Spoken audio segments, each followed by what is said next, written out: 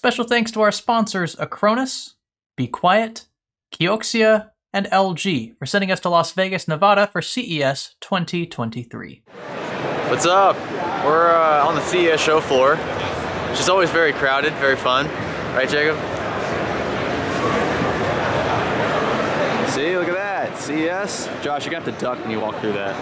Oh, there you go. We're standing outside LG's, one of their booth, potentially. Maybe, we're not quite sure. It's friggin' huge.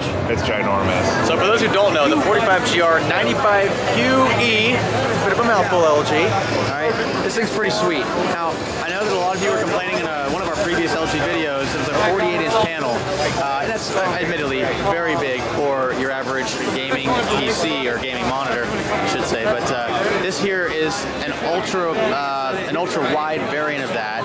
So I think this one's a 21 by 9, and it's also curved, but the curve is 800R, which means it's actually sharper than most other curved displays out there. So the corners don't feel as far away from you when you're gaming, which means the text is easier to read, especially on the corners, like the chat and maybe like your stats and stuff on the other side. I think this makes a lot more sense. Despite it still being 45 inches, it's much more playable for the average gamer. I'm really enjoying it because I don't know how to explain it, but it's the response time and the refresh rate.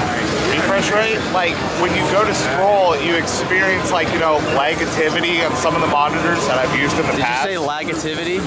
That's a word.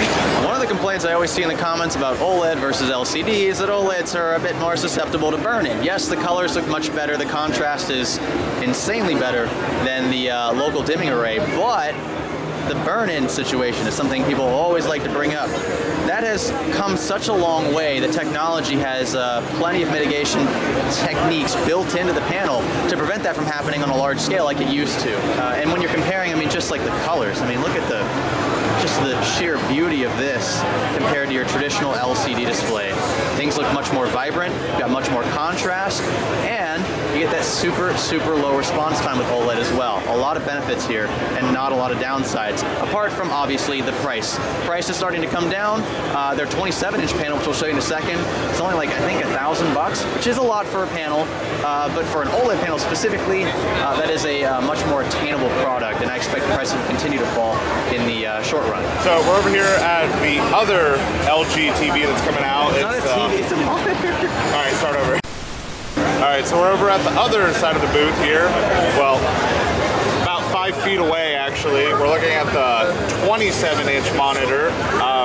Exact same specs, same floor print as the other monitor we were just reviewing. This one is, as you can tell, not curved, but it's got the 240 hertz OLED. And it's much smaller, right? 27 inches. Altogether, it's super smooth. I'm sure you've already seen the footage of the OLED compared to non-OLED TVs, monitors. Wait, stop saying TVs. I'm just so used to TVs because I think... Oh, like OLED TVs? Yeah. Yeah. Yep. Working their way into the monitor space, which is a good thing, I think, overall.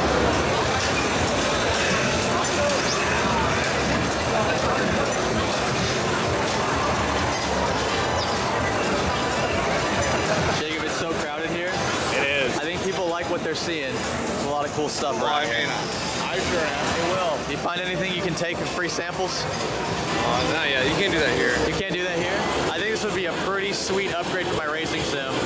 Oh yeah, this would be phenomenal for racing simulators. This would be, I mean, case in point. Yeah, you're pretty trash, bro. I have no idea what I'm doing with it. You have died. It's actually pretty sick. I'm absolutely Pretty cool. Oh yeah.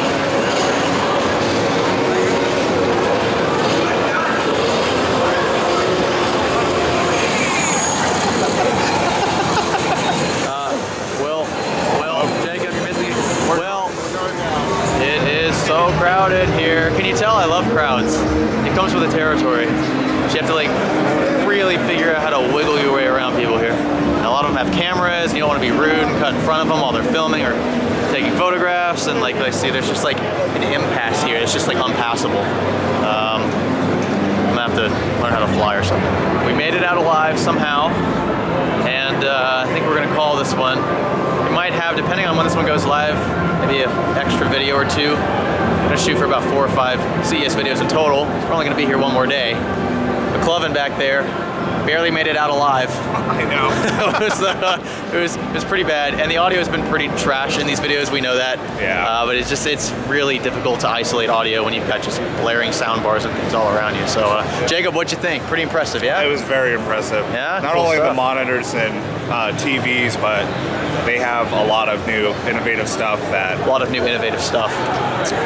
per me, Nailed it. All right. Well, we'll see you in the next one. from our family to yours at Olive Garden. When you're here, your family. Those old commercials. See you in the next one.